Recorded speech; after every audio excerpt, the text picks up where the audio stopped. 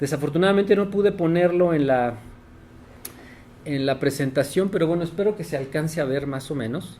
Las tesis de música en la ENA, fíjense, comienzan en 1977 y vean qué temas tan interesantes. Música de los judíos en México, 1977. El Teponaztli de Citlala Guerrero, la música en la identidad étnica, 1988. Acercamiento al origen de la cultura musical purépecha, el caso de Sacán, de Ángel Quintana, en 89. Bueno, el caso del doctor, ¿no? El campo semántico del sonido musical purépecha, ¿no? Una investigación parteaguas en términos de etnociencia. Retratos a capela, entrevistas a Raúl Guerrero y Thomas Stanford. Bueno, esta es básicamente una entrevista a dos personajes centrales, ¿no? De eso se trata la tesis. En torno a la estética, la música y el trance en el noroeste de México. Ese sí fue un acto fallido. De Miguel Olmos, eso luego se publicó, ¿no? Miguel, por cierto, hace la carrera a la par en la ENA y en la Escuela de Música. Entonces, Miguel es etnomusicólogo, etnólogo a la vez, y hace una tesis en cada una de ellas, ¿no? Entonces, es el primer etnomusicólogo en México en términos de licenciatura como tal, ¿no? Evidentemente hacia atrás hay una enorme cantidad de etnomusicólogos, pero en términos de papeles oficiales es el primero que consigue un título en la Escuela de Música. José Antonio Ochoa, ¿no? Bandas de viento, por ejemplo, Alfonso Muñoz Güemes, etnicidad y música, estudio de caso en una comunidad zapoteca de migrantes en la Ciudad de México. Fíjense, en los 90s, que justamente, no dije eso, pero una de las cosas por las que empieza también a interesar mucho la música popular es por la enorme migración que hubo a la Ciudad de México, ¿no? En los años, desde los 70s, 80s, 90s. Y fíjense, aquí está una tesis, ¿no? De la de Alfonso Muñoz en 94, ¿no? Emigrantes en la Ciudad de México, comunidad zapoteca, ¿no? Nuevas culturas populares, rock mexicano e identidad juvenil en los 80s, ¿no? 1995. La de Marina Alonso, donde la música, la práctica musical en el sistema ceremonial religioso de los zoques. Imelda Maya, función simbólica y transformación temática del corrido, de narcotráfico. Fíjense, temas que ahora nos parecen como muy novedosos y ya estaban desde cuándo, ¿no? O sea, ya son 16 años, ¿no? 2016. Función simbólica y transformación temática del corrido, narcotráfico de los años 70, ¿no?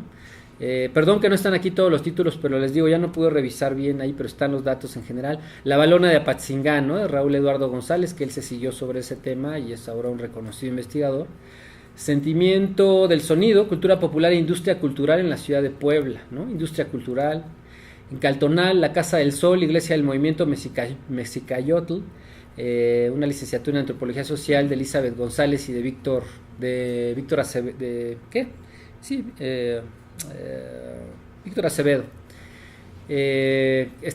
Trabaja toda la cuestión de, bueno, Mexicatiahui, ¿no? Los concheros, etcétera, mesas de concheros, etcétera. Corridos zapatistas, 2001. Rock de la frontera, ¿no? 2002, 2004. Los motivos de un escenario. Este es muy interesante. Se ha trabajado mucho el son jarocho, pero aquí se trabaja entre las comunidades afromestizas, y muy estereotipadamente afromestizo, pero casi nadie lo ha estudiado entre los popolucas, por ejemplo, ¿no?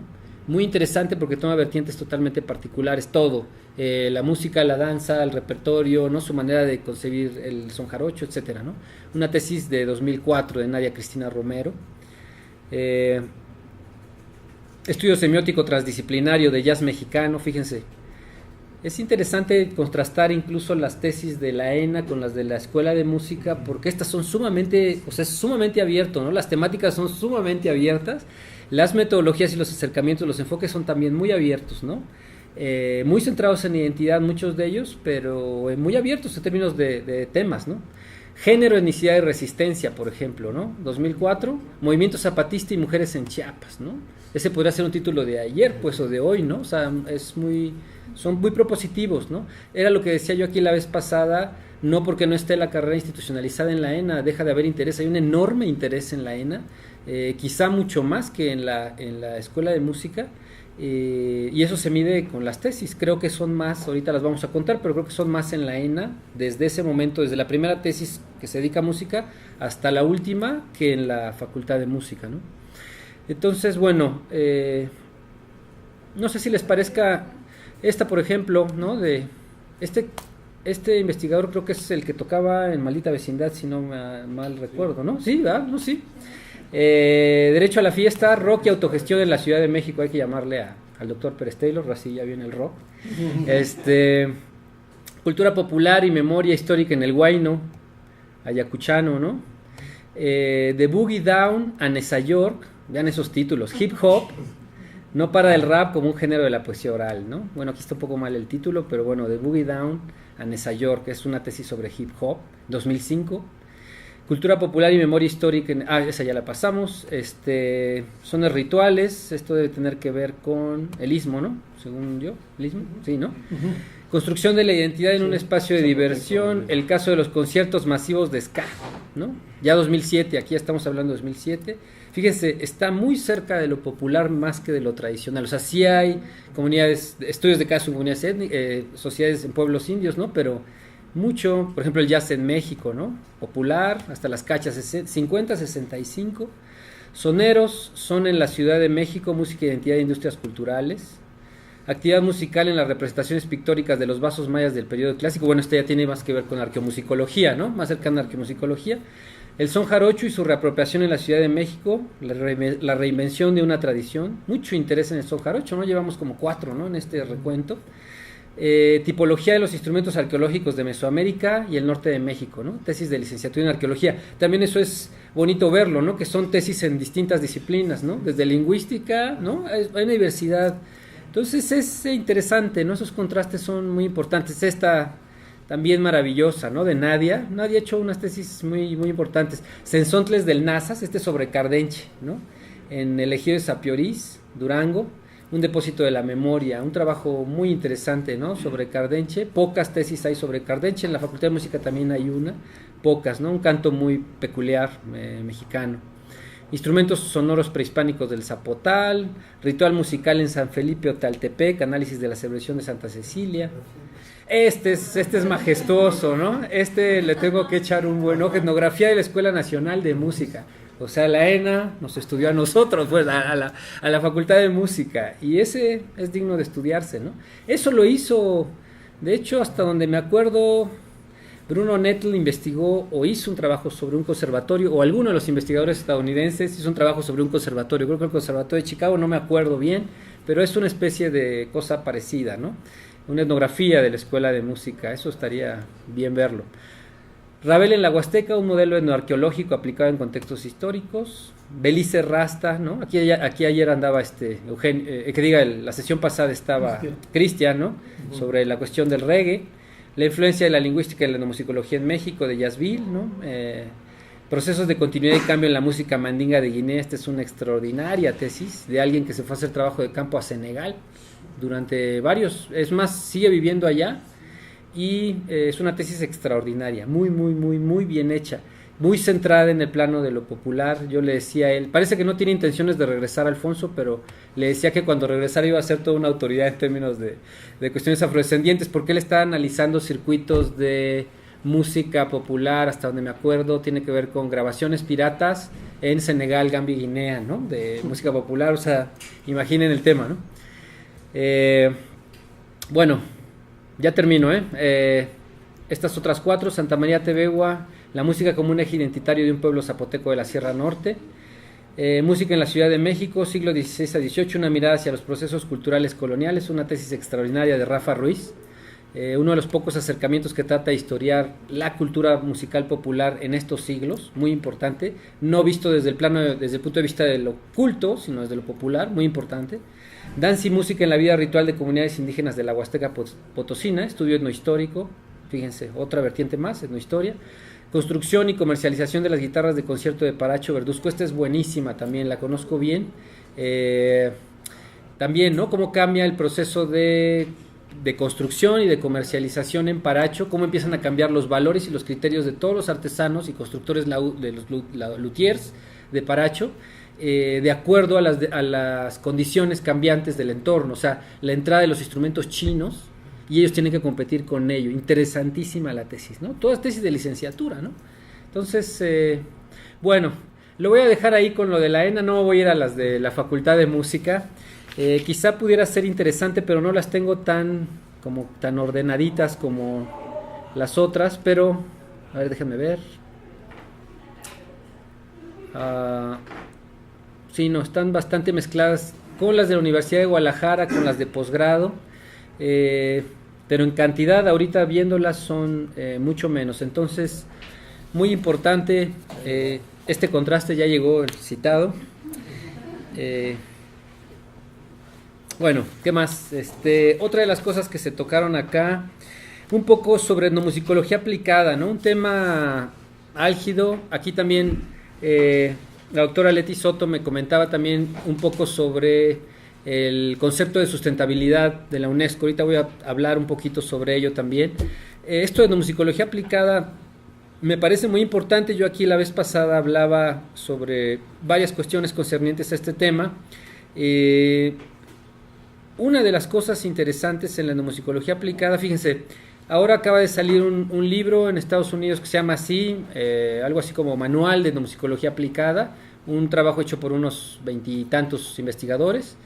Y es interesante que la introducción plantea, es muy interesante contrastar el caso estadounidense con el mexicano, porque ellos pueden darse el lujo de decir que hay una beta de etnomusicología aplicada, y en nuestro caso prácticamente la disciplina ha sido aplicada desde el inicio, ¿no? O sea, aquí prácticamente toda la investigación ha sido financiada, o el 90% de la investigación ha sido financiada con erario público, o sea, con el dinero que llega a las instituciones públicas, ¿no?, de cultura. Y en el caso de Estados Unidos, no, la mayor parte de la investigación ha sido financiada por universidades particulares, ¿no? Entonces eso hace una distancia tremenda, ¿no? Hay una manera de ver la etnomusicología muy distinta. En nuestro caso yo me quedé pensando, porque aquí se tocó también, a Ulises le interesó mucho el proyecto de ECMO, el de la etnografía de las culturas musicales de Oaxaca, que hizo Sergio Navarrete en el CIESAS en Oaxaca. Y aquí platicamos un poco sobre ello. Yo me quedé pensando en eso, porque ellos están haciendo una cosa muy interesante. Roberto aquí decía que, bueno, era pretensión del seminario invitarlos, ¿no? Ellos han estado haciendo unos proyectos que se llaman nidos musicales en las comunidades. Va un grupo de talleristas a las comunidades y empiezan, por ejemplo, en el caso de Rubén Luengas, que toca el bajo quinto, empiezan a revitalizar ese instrumento en comunidades donde, o sea, a representar ese instrumento en ciertas comunidades donde ese instrumento tenía vigencia y que cayó en desuso hace 30 años o 50. Los niños empiezan a ver que ese instrumento, los abuelos empiezan a reconocer, digamos, ese instrumento, se hace como un interés y ellos empiezan a dar talleres 15 o 20 días, ¿no? Es un caso como de etnomusicología aplicada muy práctico. Sin embargo, yo considero que hay niveles, ¿no? En esta cuestión de etnomusicología aplicada, creo que un nivel es ¿no? Ese es un nivel para mí que sería, digamos, un tanto superficial, ¿no? Que está ahora sí que como una superestructura, ¿no? Pero si nos vamos mucho más abajo, o sea, en realidad, ¿por qué se pierden las tradiciones o por qué caen en desuso? En realidad tienen que ver con una circunstancia sociohistórica, ¿no? Con un contexto social, y en muchos se pueden explicar la vigencia o el declive de una tradición a partir de eso. Sin embargo, creo que cuando se hacen este tipo de proyectos, uno de los puntos fuertes es incidir en las bases de por qué justamente caen en desuso y que generalmente nos llevan a un sustrato económico-político, ¿no? O sea, la economía de la propia sociedad, o sea, las condiciones, al contexto de migración, por ejemplo, ¿no? A la pérdida de valores socioculturales en lo general. Ese nivel creo que es difícil de atacar o de acercarse a él en términos de etnomusicología aplicada, y creo que sería muy conveniente acercarse a en esos proyectos, en estos dos niveles, ¿no? Un nivel como muy de lo inmediato, ¿no? De productos a plazo corto, y otros a plazo largo que incidan incluso en las políticas culturales del Estado, ¿no? En el caso del proyecto de ECMO, incidir en políticas, en el caso, por ejemplo, del movimiento afrodescendiente que hay en la Costa Chica, hay un movimiento fortísimo político que trata de que se reconozca a los pueblos afrodescendientes como sociedades o como etnias diferenciadas para tener derecho a programas sociales como lo tienen los indígenas, porque han sido invisibilizados. Entonces su trabajo ha sido muy en términos políticos, o sea, de incidir con diputados, ¿no? Y de estar peleando, invitar diputados a las comunidades afrodescendientes, hablarles de su cultura, etcétera, y entonces logran cambiar y logran ser insertados en la Constitución de Oaxaca como una etnia más, ¿no? Ahora ese es un primer paso, de ahí porque se puede volver letra muerta, ¿no? Que te inserten como un pueblo más, ¿no? En la multietnicidad oaxaqueña.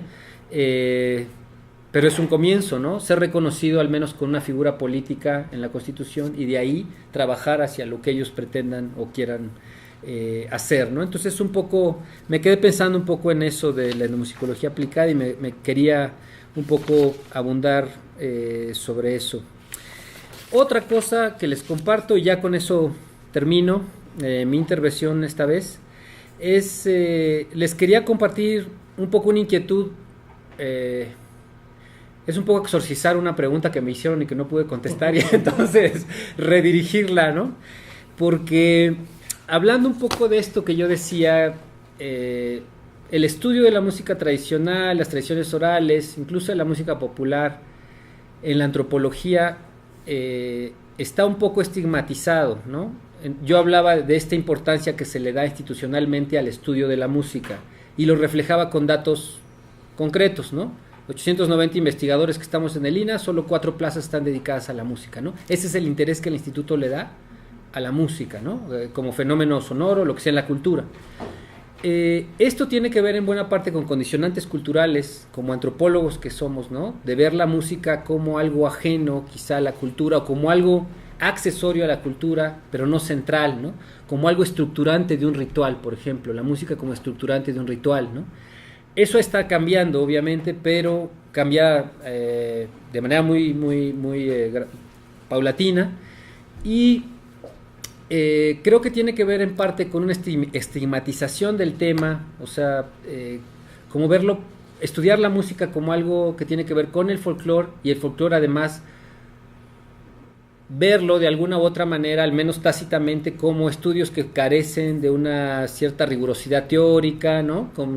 De cierta metodología rigurosa, etcétera, ¿no?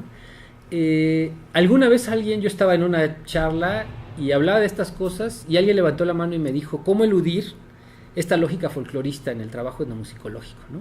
¿Cómo eludirla, ¿no? ¿Cómo le podemos dar vuelta al interior del campo y hacia afuera en lo que hacemos, ¿no? A esta lógica folclorizante de lo que hacemos. A mí lo que se me ocurre es, bueno, trabajar a fondo y hacer trabajos lo más rigurosos que se puedan, ¿no? Pero quería compartir un poco esa inquietud porque realmente me dejó pensando, ¿no? Trascender este estigma cultural.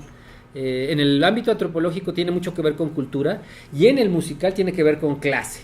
O sea, en el musical es una música que es de indios, ¿no? O sea, es una música que no está legitimada y entonces se estudia aquí la música de Mahler, se estudia la música, ¿no? de Bartók, lo más lejos, ¿no? Que llega, ¿no? Folclore, pero poco se estudia, ¿no? Eso también está cambiando ahora, pero en general ha tendido a ser históricamente así, ¿no? Ahí es una cuestión de clase, ¿no? Hay claramente una disciplina legitimada, estudia una música legitimada y una música no legitimada estudiada por una disciplina no legitimada, ¿no? Entonces, quería compartirles un poco eso y bueno, dejo abierto ahora sí inquietudes. En realidad quería reflexionar un poco más sobre eso. Dejé aquí también en la presentación, también alguien me pidió, también un poco lo que me decía Leti sobre el concepto de sustentabilidad. La UNESCO maneja en esta temática de patrimonio musical y de declaratorias de la UNESCO, ¿no? De patrimonio inmaterial, en el caso de México de 4 tradiciones, ¿no? Voladores, mariachi, para chicos y pirecua, maneja el concepto de sustentabilidad. Cuando uno lee la convención de patrimonio, de las declaratorias que hace la UNESCO, que es del 2007 o ¿qué? Se cumplieron 11 años, es del 2006, no me acuerdo muy bien ahorita, de los 2000. Hay un concepto muy importante que es el de sustentabilidad, o sea, la UNESCO considera patrimonio lo que puede ser un bien. Primero lo califica de bien, ¿no? El patrimonio, o sea, son bienes, ¿no? Legados, y tienen que tener que ver con una colectividad en términos socioculturales. Por otro, tienen que tener que ver con un contexto ecológico, o sea, tienen que tener en su mira un contexto ecológico completo, y por otro lado tienen que ser sustentables, o sea, para que sea algo patrimonio para la UNESCO, tiene que tener esas 3 características, ¿no? Estar dentro de un nicho ecológico, ¿no? Tomar en cuenta eso, ser o aflorar de colectividades, ¿no? Con una herencia, un bagaje sociocultural específico, y ser sustentables. El problema es que ser sustentables significa que puedan ser susceptibles a generar económicamente dinero. Y eso es una cuestión álgida que se puede discutir a fondo, ¿no? La gente que esté cerca de es una lástima que no haya venido Amparo Sevilla, pero podría discutirse el concepto, ¿no? Es un concepto interesante porque políticamente, por ejemplo, en este libro de etnomusicología aplicada se maneja muchísimo el concepto de sustentabilidad, ¿no? Y se da muy por hecho, pero sería muy bueno reflexionar qué significa en el contexto latinoamericano, ¿no? Desde el punto de vista de, como decía aquí Ulises Fierro, ¿no? La vez pasada, de los pireris, ¿no? Que me decía es que van los investigadores, o bueno, nos compartía aquí a todos, van los investigadores allá a la región, a Michoacán, y a los pireris pues en realidad no les importa o ni les viene ni les va la declaratoria, o un grupo pequeño sí, ¿no? Él planteaba una problemática en ese sentido. Quizá sería interesante revisar ese concepto. Lo quería tocar un poco así como de refilón. Y esto que quedó también, que me pedía Roberto Campos que abundar un poco sobre ello, ¿no?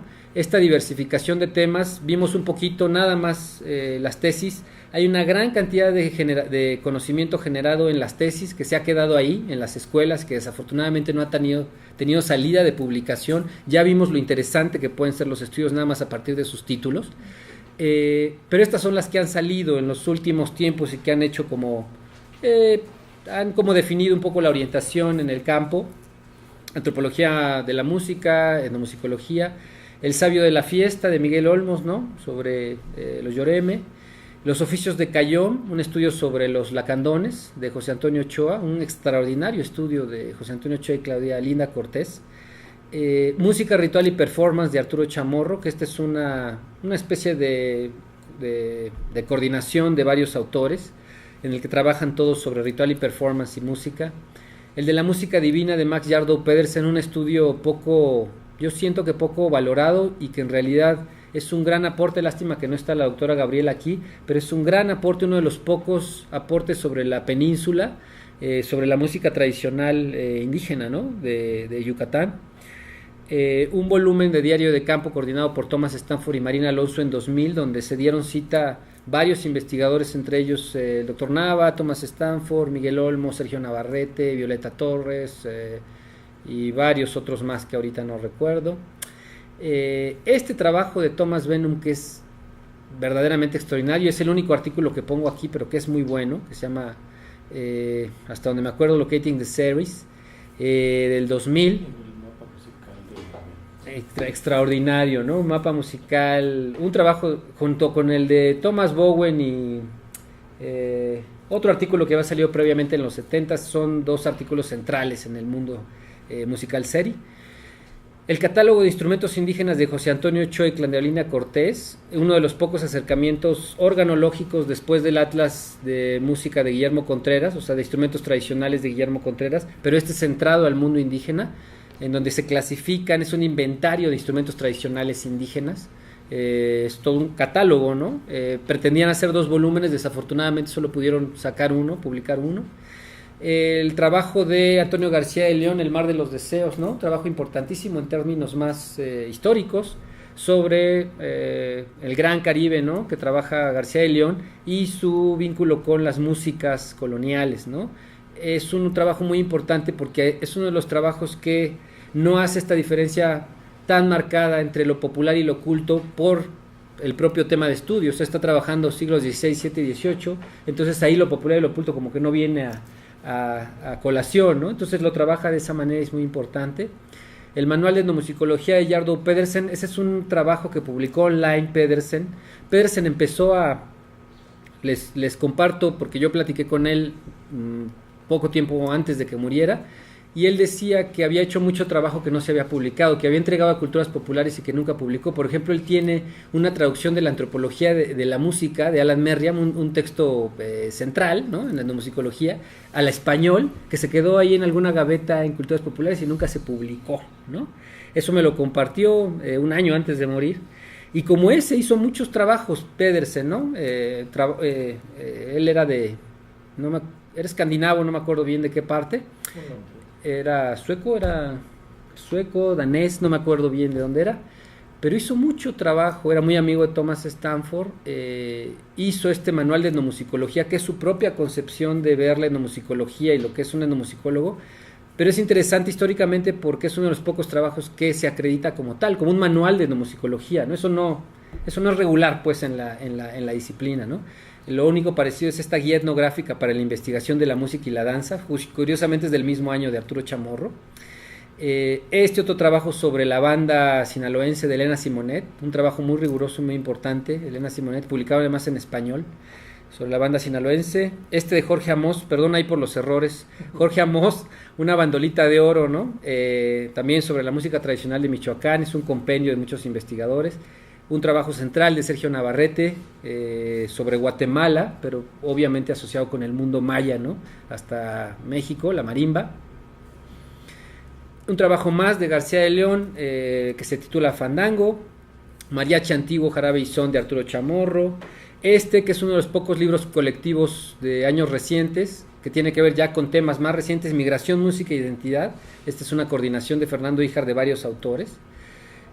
Otro más que se llama Cultura Expresiva Wixárika de Arturo Chamorro, el de Memoria Sonora Nayari de Shilone Luna, ¿no? Sobre los coras, hasta no me acuerdo, los huicholes, no me acuerdo. Un trabajo más en el lugar de la música, que son varios fonogramas y donde participamos varios investigadores en la Fonoteca de Lina. Un dossier sobre patrimonio musical que coordinó Amparo. Este trabajo del que hablaba yo la vez pasada, el de sustitutos acústicos de la música, algo así se llama, de Arturo Chamorro. Es un compendio también de varios autores. Que es Tras los pases de Telles Girón, me parece muy importante porque es una revisita a un investigador. O sea, Jessica regresa a los lugares de Puebla donde estuvo Telles Girón.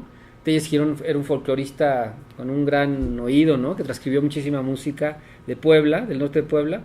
Y Jessica regresa con estas mismas familias. Es como una especie como el trabajo de este hombre de Tepoztlán, de Redfield, ¿no? O sea, que regresa, ¿no? Alguien más regresa después de varios años y ven este proceso de cambio. Es muy importante y muy interesante porque eso no se ha hecho mucho en la disciplina, entonces por eso lo traigo aquí a colación. Un coloquio de mariachi 2010 que se publicó también, hace 6 años. El estudio de arpas de la Huasteca de Camilo Camacho y María Eugenia Jurado. Sobre el occidente de México, también una coordinación de Daniel Gutiérrez de varios autores sobre el occidente de México. Ahí participa Rolando Pérez Fernández y otros autores. Las músicas que nos dieron patria cuando se cumplieron 100 años, ¿no? de esta conmemoración de la independencia, y luego se hace este libro, ¿no? Muy, muy político, pero también participan varios investigadores, ¿no? Musicólogos, antropólogos. Un diario de campo, ya lo mencioné. Miguel Olmos, El Chivo Encantado, es su tesis doctoral, hasta donde sé, en Francia. Trabajo de Lisette Alegre, ¿no? Viento Arremolinado, publicado en 2012, que es sobre la flauta pame, ¿no? Flauta de Mirlitón, flauta pame. De Georgina Flores sobre bandas de Totolapan, de 2013. Y un último trabajo que es también, está editado en Chiapas, y que se titula Música como diálogo intercultural, y donde se trabaja estas nuevas vertientes de la etnomusicología en México, ¿no? En donde participa también Arturo Chamorro. Entonces, yo lo dejaría ahí como un estado, digamos, de la cuestión rápida de lo que se hace actualmente, y dejo abierto, a cualquier comentario, ¿no? Pregunta, inquietud, lo que quiera hacerse. Gracias. Muy bien, pues muchas gracias, Carlos. Sugiero que tomemos unos 5 minutitos de aire fresco, y pasados los cuales regresamos para las preguntas y comentarios. Si alguien no se ha anotado para la lista, por favor.